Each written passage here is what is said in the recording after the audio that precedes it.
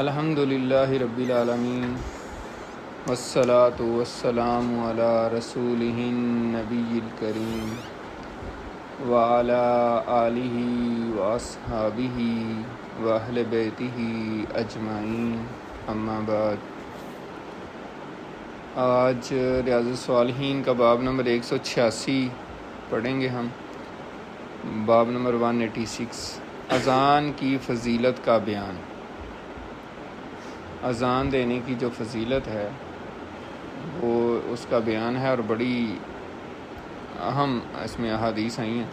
پہلی حدیث ہے حضرت ابو ہریرہ رضی اللہ تعالیٰ عنہ سے روایت ہے، رسول اللہ صلی اللہ علیہ وآلہ وسلم نے فرمایا، اگر لوگ اس فضیلت کو جان لیں جو اذان دینے اور پہلی صف میں ہے،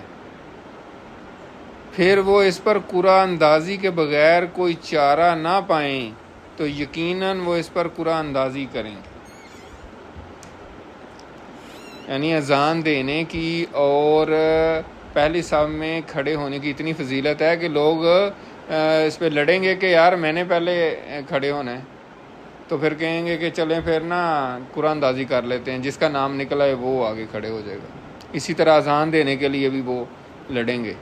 کہ میں نے اذان دینی ہے، دوسرا کہے گا میں نے دینی ہے، اور پھر جو ہے نا وہ قرآن اندازی کرنی پڑے گی۔ حدیث کا مفہوم یہ ہے۔ اور اس میں تھوڑا سا ایڈ کر دوں، میں نے دیکھا ہے لوگ دوسروں کو مطلب کہتے ہیں کہ آپ آ جائیں آگے،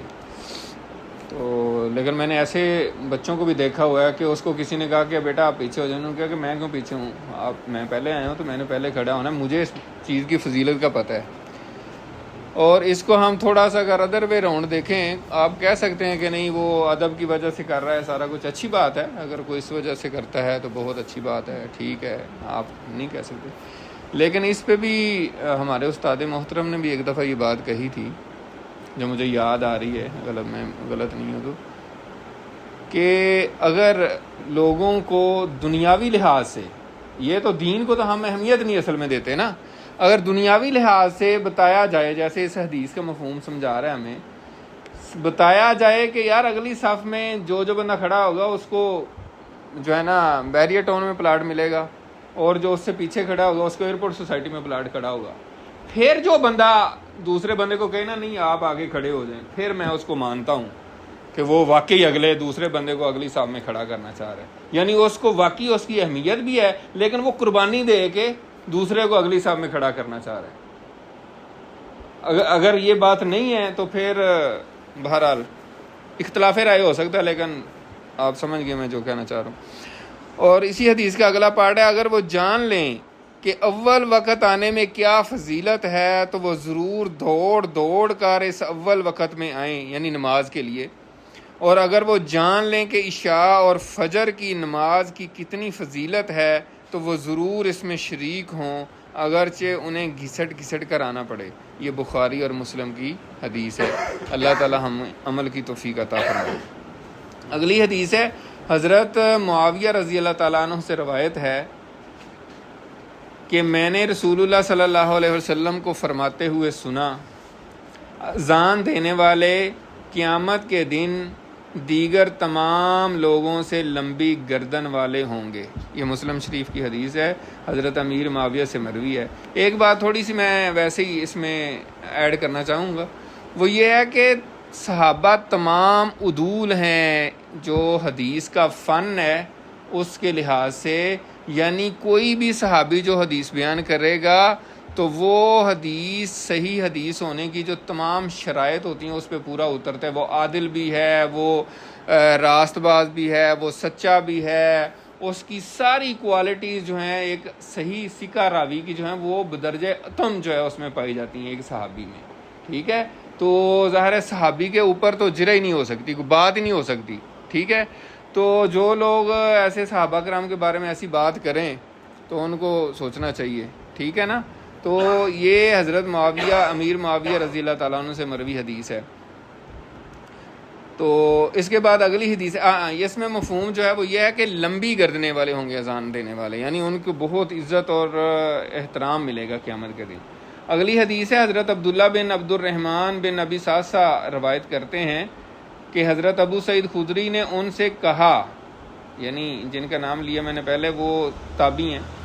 اور ان سے صحابی حضرت ابو سعید خدری کہہ رہے ہیں، میں تمہیں دیکھتا ہوں کہ تم بکریوں اور جنگل کو پسند کرتے ہو، پس جب تم اپنی بکریوں یا جنگل میں ہو اور نماز کے لیے اذان کہو تو اذان میں اپنی آواز کو اونچا کیا کرو، اس لیے کہ مؤذن کی آواز کو آخری حد تک جو جن، انسان اور کوئی اور چیز سنتی ہے، قیامت والے دن وہ اس کے لیے گواہی دے گی۔ حضرت ابو سعید نے فرمایا، میں نے یہ بات رسول اللہ صلی اللہ علیہ وسلم سے سنی ہے۔ یہ بھی بخاری شریف کی حدیث ہے۔ اسی طرح آج کافی زیادہ حدیث ہیں، تقریباً 10 کے قریب۔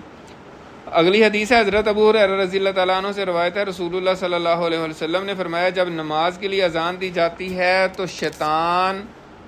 پادتا یعنی ہوا خارج کرتا ہوا پیٹ پھیر کر بھاگتا ہے تاکہ اذان کی آواز نہ سنے، اور جب اذان پوری ہو جاتی ہے تو واپس آ جاتا ہے، یہاں تک کہ جب تکبیر کہی جاتی ہے، جس کو ہم اقامت کہتے ہیں، اقامت کہی جاتی ہے تو پھر پیٹ پھیر کر چلا جاتا ہے، پھر جب تکبیر پوری ہو جاتی ہے تو پھر آ جاتا ہے، حتیٰ کہ آدمی اور اس کے نفس کے درمیان وسوسے ڈالتا ہے، یعنی انسان کو وسوسے ڈالتا ہے۔ مفہوم یہ ہے، کہتا ہے فلاں چیز یاد کر، فلاں چیز یاد کر، وہ چیزیں جو اس سے پہلے اسے یاد نہ تھیں وہ بھی اس کو یاد دلاتا ہے، یہاں تک کہ آدمی کا حال یہ ہو جاتا ہے کہ اسے پتہ نہیں چلتا کہ اس نے کتنی رکعت نماز پڑھی ہے۔ یہ بخاری اور مسلم شریف کی حدیث ہے، اور حضور پاک صلی اللہ علیہ وسلم کا فرمان ہے، اس کا مفہوم جو ہم بات کر رہے ہیں، اس زمانے میں اس وقت بھی ایسا ہی تھا۔ اگر آپ سمجھتے ہیں نا ہمیں یار میں بھول جاتا ہوں نماز میں، پتہ نہیں میرے ساتھ کیا مسئلہ ہے، تو ایسی بات نہیں ہے۔ یہ دیکھیں حدیث ہے، اور بخاری اور مسلم کی متفقن علیہ حدیث ہے، زبردست حدیث ہے۔ اگلی حدیث ہے، حضرت عبداللہ بن عمر بن عاص رضی اللہ تعالیٰ عنہ بیان کرتے ہیں، انہوں نے رسول اللہ صلی اللہ علیہ وسلم کو فرماتے ہوئے سنا، جب تم اذان سنو تو اسی طرح کہو جس طرح مؤذن کہتا ہے، پھر مجھ پر درود پڑھو، اس لیے کہ جو شخص مجھ پر 1 مرتبہ درود پڑھتا ہے اللہ تعالیٰ اس پر 10 رحمتیں نازل فرماتا ہے۔ پھر تم اللہ سے میرے لیے وسیلے کا سوال کرو، بے شک یہ جنت میں ایک بلند درجہ ہے، یعنی وہی جو دعا ہم پڑھتے ہیں اذان کے بعد، یہ اللہ کے بندوں میں سے صرف ایک بندے کے لائق ہے، اور مجھے امید ہے کہ وہ بندہ میں ہی ہوں، چنانچہ جو شخص میرے لیے وسیلے کا سوال کرے گا اس کے لیے میری شفاعت حلال ہو جائے گی۔ یہ مسلم شریف کی حدیث ہے۔ اسی طرح اگلی حدیث ہے، حضرت ابو سعید خدری رضی اللہ تعالیٰ عنہ سے روایت ہے، رسول اللہ صلی اللہ علیہ وآلہ وسلم نے فرمایا، جب تم اذان سنو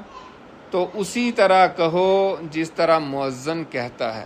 یعنی وہی چیزیں ریپیٹ کرنی ہیں۔ ہاں باقی اور احادیث میں پھر اس کی ہے کہ حی علی الصلاۃ، حی علی الصلاۃ پہ لا حول ولا قوت الا باللہ کہنا ہے، اسی طرح حی علی الفلاح پہ بھی لا حول ولا قوت الا باللہ کہنا ہے۔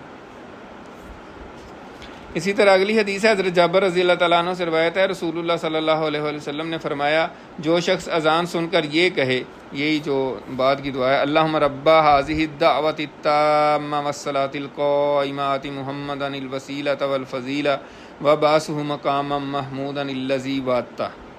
یہ اتنی ہے بخاری شریف کی روایت میں، یہ دعا اتنی ہے۔ اس کا ترجمہ یہ ہے کہ اے اللہ، اس کامل دعوت اور قائم ہونے والی نماز کے مالک محمد صلی اللہ علیہ وآلہ وسلم کو وسیلہ اور فضیلت عطا فرما، اور انہیں اس مقام محمود پر فائز فرما جس کا تو نے ان سے وعدہ کیا ہے۔ یہ بات یعنی یہ دعا کا ترجمہ ہے، تو قیامت والے دن میری شفاعت اس کے لیے واجب ہوگی، نبی پاک صلی اللہ علیہ وسلم نے فرمایا۔ اس کے بعد جو سیکنڈ لاسٹ حدیث ہے وہ ہے، حضرت سعد بن ابی وقاص رضی اللہ تعالیٰ عنہ سے روایت ہے کہ نبی اکرم صلی اللہ علیہ وآلہ وسلم نے فرمایا، جس شخص نے اذان سن کر کہا، یعنی اس طرح پڑھا، اشہد ان لا الہ الا اللہ وحدہ لا شریک لہ واشہد ان محمدا عبدہ ورسولہ، یا وان محمدا عبدہ ورسولہ، اشہد پیچھے اگر کہہ دیا تو، اور ساتھ یہ بھی کہا، رضیت باللہ ربا وبمحمد رسولا وبالاسلام دینا، یہ بھی علیحدہ سے ایک دعا ہے۔ تو اس کے لیے کیا ہے، یہ 2 دعائیں جو ہے نا، مطلب ایک طرح سے کلمہ ہے اور ایک دعا ہے،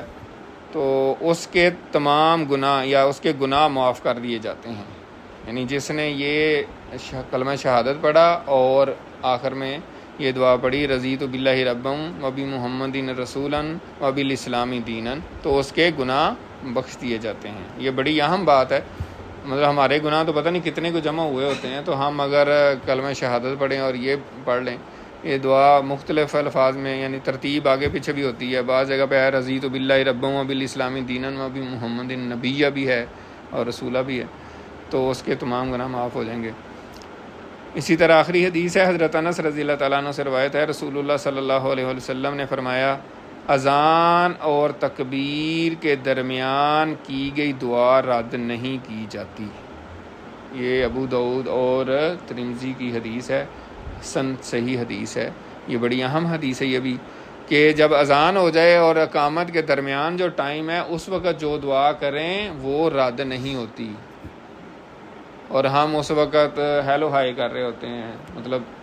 اس وقت اللہ کے ساتھ دعائیں کرنے کا وقت ہوتا ہے. اللہ کے حضور جو ہے کنسنٹریشن کے ساتھ بیٹھ کے اللہ کا ذکر کریں، اللہ سے دعائیں کریں، اللہ سے لو لگائیں، نہ کہ گپ شپ لگائیں اور ادھر ادھر پھر رہے ہوں. تو یہ اس سے پرہیز کرنے کی ضرورت ہے. اللہ تعالی ہمیں عمل کی توفیق عطا فرمائے.